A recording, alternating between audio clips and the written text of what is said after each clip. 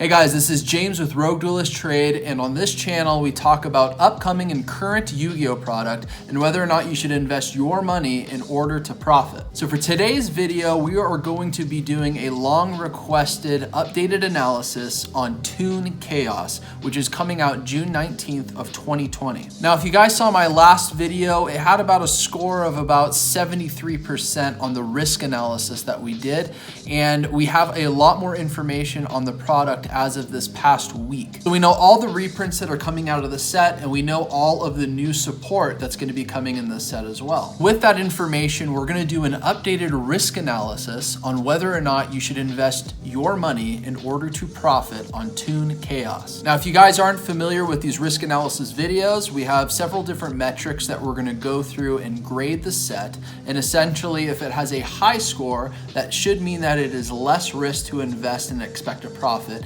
If it's a lower score, that means you may want to reconsider investing your money because there might be higher risk in getting a profit. But sometimes with more risk comes more reward. Now, before we get into the video, if you guys like Yu-Gi-Oh investment content like this video, hit the thumbs up button down below. It really helps the YouTube algorithm so people can help discover this channel and we can help grow the channel together. In addition to that, if you guys like this type of content, subscribe to the channel and hit the notification bell. From what I see in YouTube analytics, about 70% of people that watch these videos aren't actually subscribed. So if this isn't your first time being on the channel, please stop and hit the subscribe button and hit the notification bell so that you can be part of the RDT family. And guys, in the description down below, you'll see links to my Instagram and my Facebook page. Follow me on Instagram, like my Facebook page, and you'll also see a link to a Yu-Gi-Oh investment Facebook group that I started. If you guys want to be a part of a community to talk about upcoming and current Yu-Gi-Oh product and other Yu-Gi-Oh investments, go and request to join that Facebook group. So guys, without further ado, let's go ahead and jump into the updated risk analysis for Toon Chaos. All right guys, so here we are, Toon Chaos. This is one of the main cover cards, which is Toon Black Luster Soldier. This is a very cool product. We got a lot of really good support coming, obviously, for Toons and for the Chaos archetype. So as a quick high level for the set, like I mentioned, it's coming out June 19th, 2020. It's a 60 card set, and it's going to come with 24 packs per box if you buy boxes, and each pack has 7 cards per pack. There's actually going to be no commons in this set. Every pack will contain 6 rares and 1 foil card.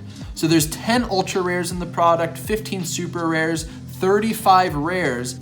But also keep in mind that there are going to be 15 cards in this set that are also going to be available as collector's rare. So I guess we could look at this a lot like Starlight Rare, because you'll have a lot of secret rares or ultra rares or super rares even that come out of core sets that can also have Starlight variants. But in this product, there's going to be collector rare variants. Now, I don't believe we know which 15 cards out of the 60 card set are going to have collector rare variants. So it's going to be very interesting to see how that plays out. There's a lot of possibilities within these 60 cards of which cards are going to be getting those collector's rares, and it's going to be very interesting to see how that increases the value of this set altogether. So some upcoming new support that you guys are going to be seeing in Toon Chaos is obviously Toon and Chaos.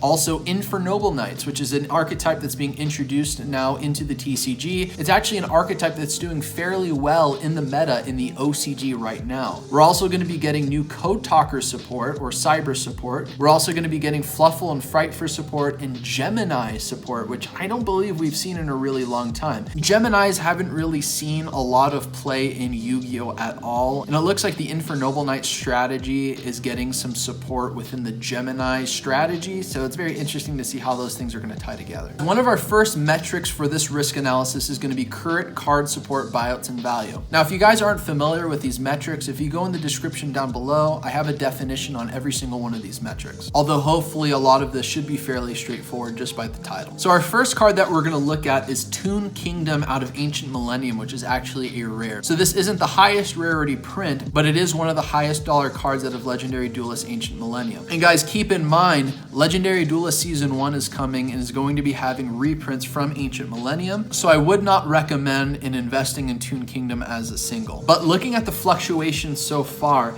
it looks like it was sitting at about $20 from July all the way through March and April, and has seen spikes as high as $50 as of June 8th, 2020. And that's from going from a $20 mark to a $50 mark in just a matter of weeks, which is very significant. And I would definitely classify that as a buyout. I would even say so much so that the card has found a new floor price, and it's definitely not going to be at that $20 range again until we get reprints from Legendary Duelist Season 1. Tournament Pack 6 Super Rare Toon Table of Contents. This card can essentially search any Toon card in your deck and is an easy 3 of in the Toon archetype. So this card was at about the $50 mark all the way from July through March, and then once we hit April, it saw a large peak of almost $260, and it's currently at a price point of about $103. So that's about its new floor price is $103, which is really strong, and we're probably not going to be seeing a reprint of this anytime soon unless they surprise us and we see it in Legendary Duelist Season 1, or if we see it in any of the other upcoming product later this year. So the next thing I want to look at, because we're getting the Infernoble Knight strategy coming into the TCG, is Heritage of the Chalice, which is a very good search card for the Noble Knight strategy. I'm specifically looking at the Soul Fusion Ultra Rare. So this card has seen lows of about $2.50 in the past few months, and then once we hit May 11th, it spiked all the way up to about $10. It is now seeing a new average price point of about $5. I think a lot of people are becoming interested in the Infernoble Knight strategy that's coming because it's been seeing a lot of success in the meta in the OCG. So I would also say this card might be something to pick up because it's seeing highs of about $10. Right now you can get copies at about $4 in the marketplace today. So it could be a card that could shoot up to about $10 where you can make some money back. The next card, which is essential in a Noble Knight or even the Infernoble Knight strategy, is I Sold Two Tales of the Noble Knights. This one is specifically the ultra rare from Extreme Force and has seen a lot of fluctuation in its pricing, largely because it can be used in a lot of different decks. It's seen prices of about $5 from October all the way through April, and then it's made spikes all the way up to about $15 just early this month in June of 2020. So right now, the lowest that you can find this in the marketplace is at about $8.24. So with the average cost in the market previously being at about $5.50, it's nearly doubled in its price point just in this past month. So there's definitely a lot of eyes that are on I Sold. Could be on multiple strategies, but I would definitely bet that a lot of it is because of the Infernoble Knight support that we're getting in Toon Chaos, in which we're also going to be getting support in Rise of the Duelist coming in just another couple months or so. And because we're going to be getting Code Talker support, one of the strongest cards in that strategy is Code Radiator. So Code Radiator had seen price points of about $6.50 to $7 in the past month or two, and now it's seen highs in the average market price at about $10.30.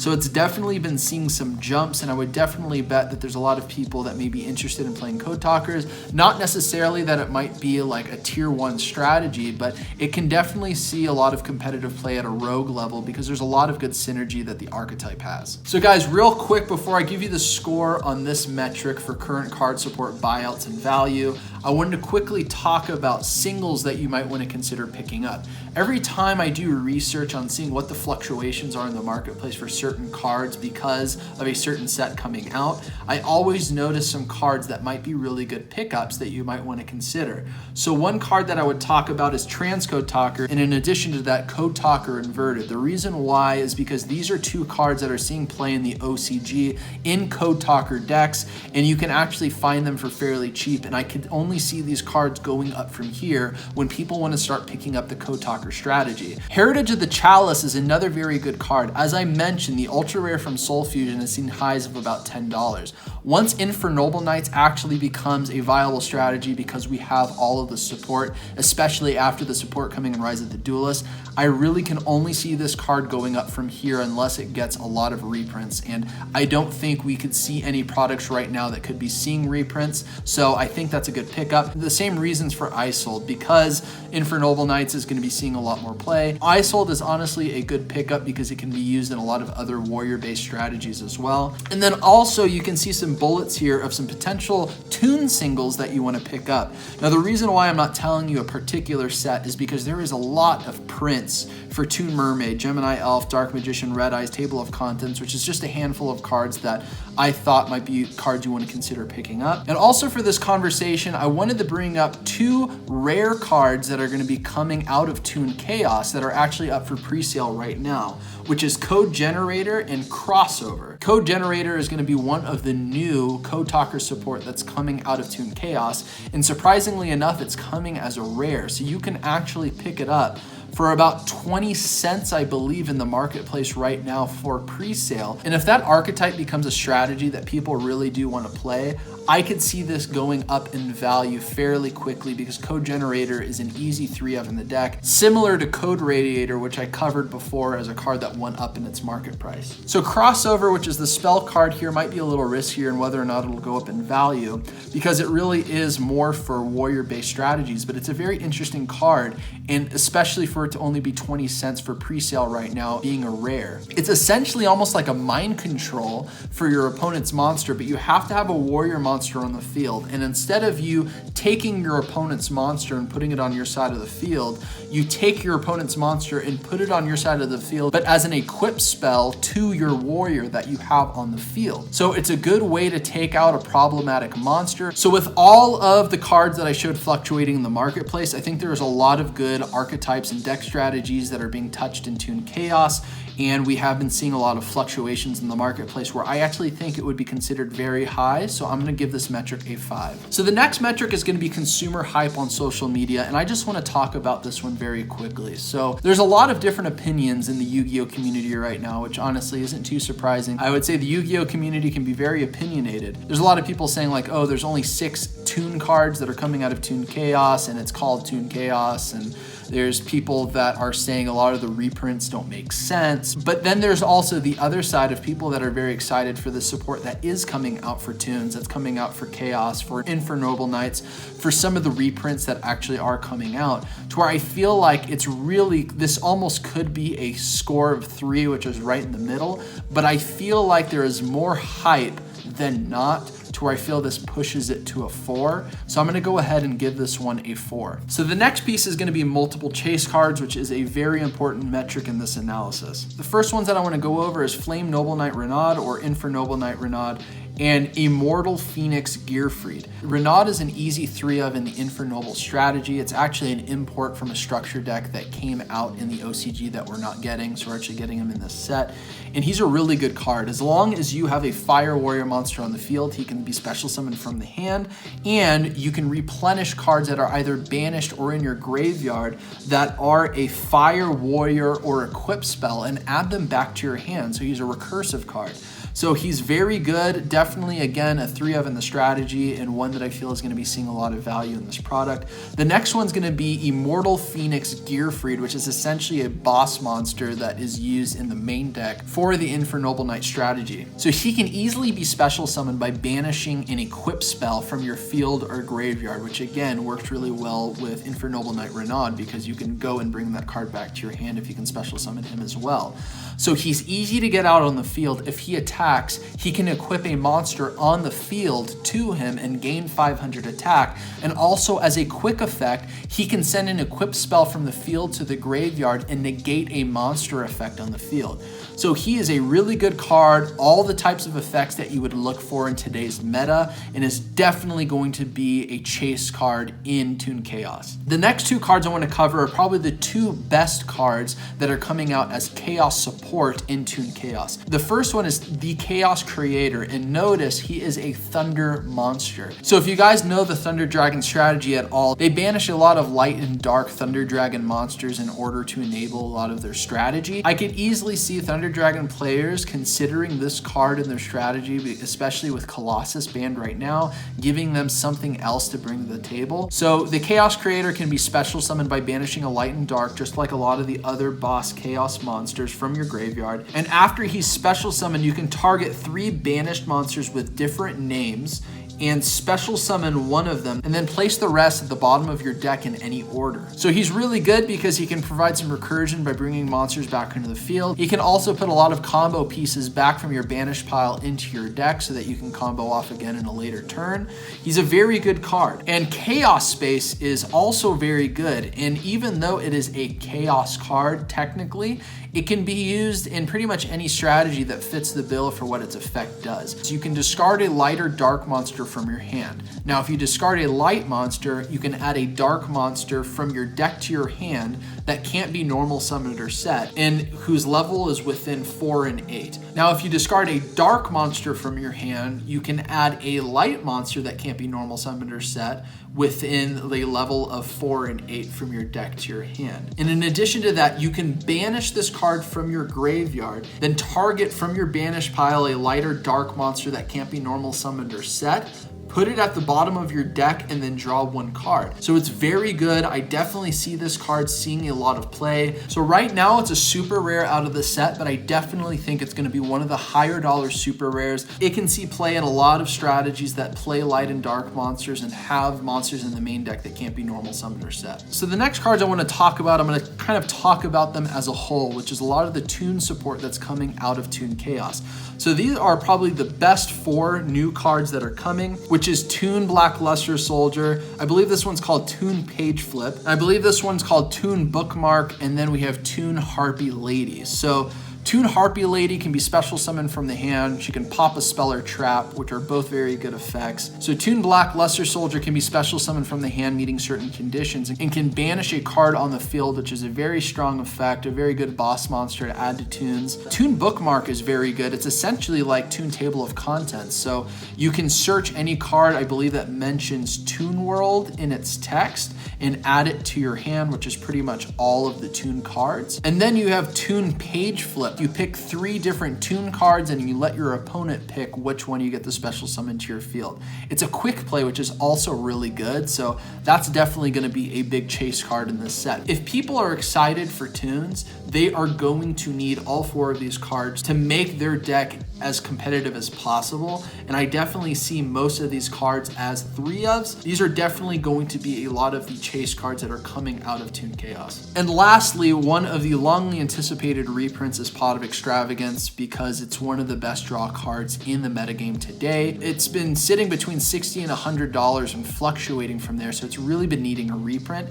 And guys, remember, a lot of these cards that I just mentioned, if they're going to also have collector rares as well, those cards are definitely going to be sought after for their collector rare value. With all of that said, I feel like there is a lot that can be brought to the table, whether it is meta relevance or whether it's collectability or really good reprints. I feel multiple chase cards is a strong 5 in Toon Chaos. Next is going to be meta relevant now as our next metric. These are the cards that I feel are the most meta relevant that we can expect right now coming into the meta.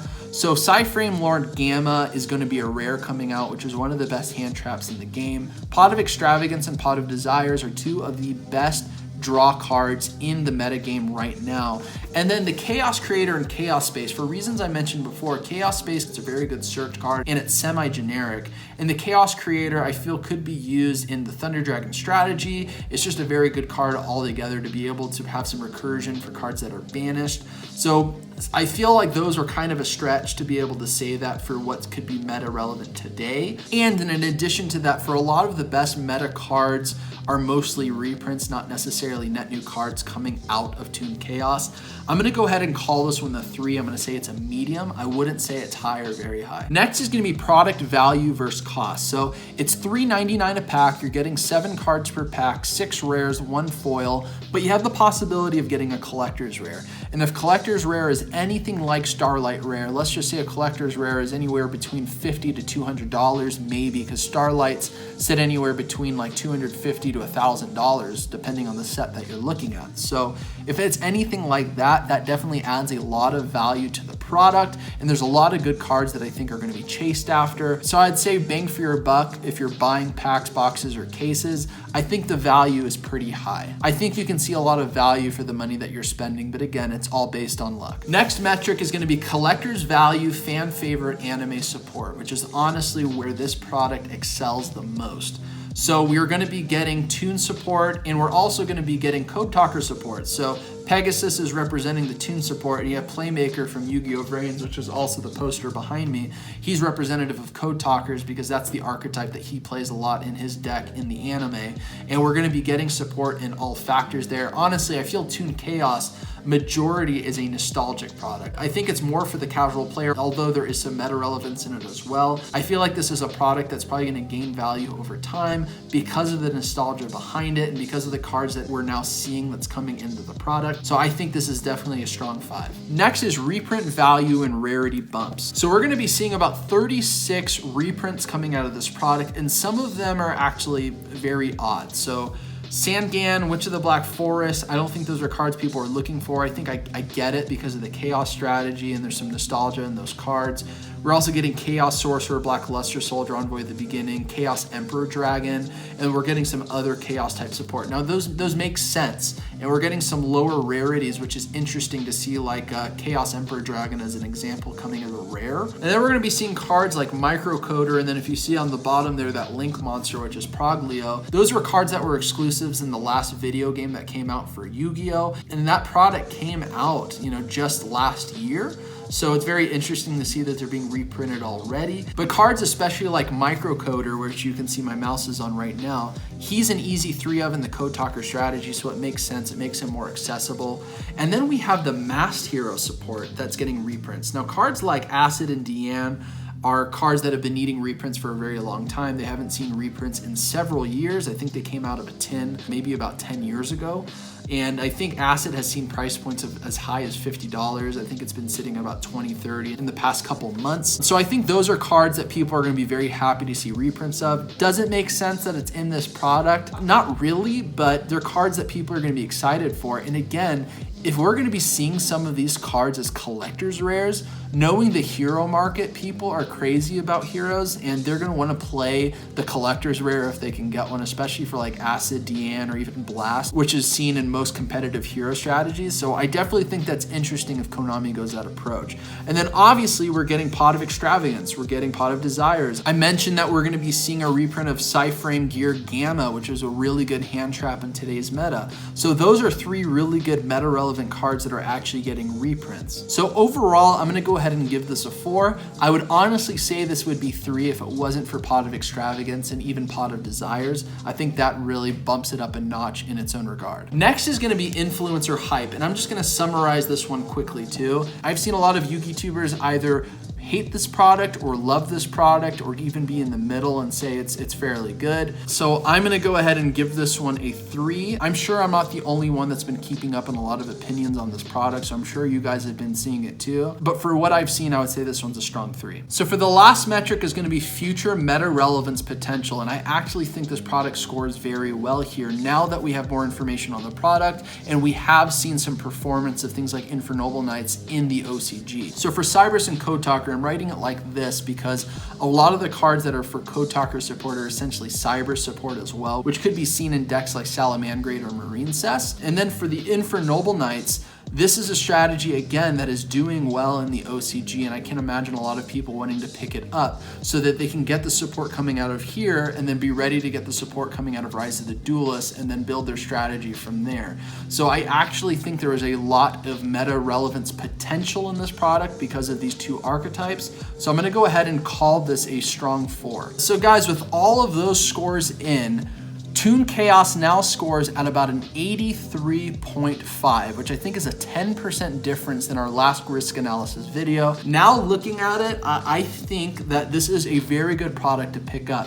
Now, if I was to make a recommendation, if you guys have picked up this product or are planning to pick up this product, if you're not trying to get all the Toon cards or Chaos cards or any of the other archetypes for your own decks and strategies, and you actually did it for investment purposes, I would say hold on to them, do not open them, keep those first editions unopened and hold them for maybe a year, and let's see what happens to the product. I think it'll only go up from here. We don't know if there's going to be unlimited prints, but even if there is, the first editions are always going to hold the most value, especially for those collector's rares. The collector's rares could really drive the value for this product. So holding on to these boxes, I really think is probably the best thing you can do if you're going to buy into Toon Chaos. So guys, that's gonna do it for this video. What did you think? I would really love to know. Let me know down in the comments below. Do you guys agree, disagree? I'd like to get your feedback. Guys, if you haven't done it yet, like the video for the YouTube algorithm, subscribe to this channel and hit the notification bell so that you can keep getting content from me. Now guys, I mentioned this in a previous video, but I wanna mention it again. I've actually made a lot of progress. So I actually started my own business from a legal perspective, and after I got all of the required documentations, licenses, and certifications, I approved to become a customer for one of the larger distributor wholesalers for Konami in North America.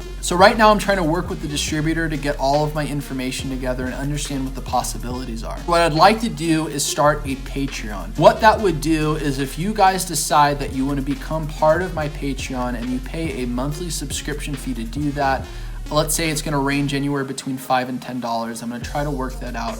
You guys will always have access to some of the best discounted pricing that you can get on Yugioh product. And the reason I want to do that is so that if you're paying for the Patreon, it's essentially going to pay for itself for the amount of money you're going to save from buying product directly through me that I'm able to get through my distributor. The reason why I wanted to do it this way is because I didn't want to set up a Patreon and just have you guys give me free money. I want to be able to give you guys value. And because this is an investment channel, I want to be able to help you guys source the most cost-effective product in your Yu-Gi-Oh investments so that you guys can start making better returns. So I haven't worked this out yet. This hasn't been solidified. I'm not saying it's gonna happen next week or this month. I wanted to say this on this video because I would like to know what you guys think. Let me know down in the comment section below. Is that something that you would be interested in? If so, how many boxes or cases would you want to buy? Because that will help me determine what is possible as I'm working with my distributor, because I want to be able to help give you guys access to best pricing. Do you guys see the value in paying a monthly subscription so that you're getting very deeply discounted Yu-Gi-Oh product? Let me know down in the comment section below. I'm going to review every single one of your comments,